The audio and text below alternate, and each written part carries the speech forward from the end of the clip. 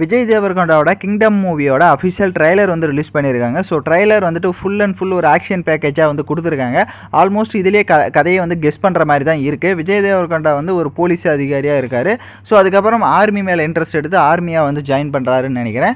So அதுக்கப்புறம் பார்த்தீங்கன்னா இந்த பழங்குடி மக்கள் ஸோ அவங்களுக்கும் போலீஸுக்கும் நடக்கிற அந்த ஒரு சண்டைகள், அந்த ஒரு இது எதுக்கு அந்த பார்டரில் எதுக்கு சண்டை போட்டுட்ருக்காங்க, அது ஒரு இதாக இருக்குது. அது மட்டும் இல்லாமல் அண்ணன் தம்பிக்கும் ஆன ஒரு போராட்டமும் பார்த்தீங்கன்னா உள்ளே இருக்குது. ஸோ அண்ணனுக்கு எதிராகவே நம்ம தம்பி அவர்கள் இருக்கார். ஸோ ஐ திங்க் இவருடைய அண்ணன் தான் வில்லனாக இருப்பாரோன்னு தோணுது. அந்த மாதிரி தான் உள்ளே காமிச்சிருக்காங்க.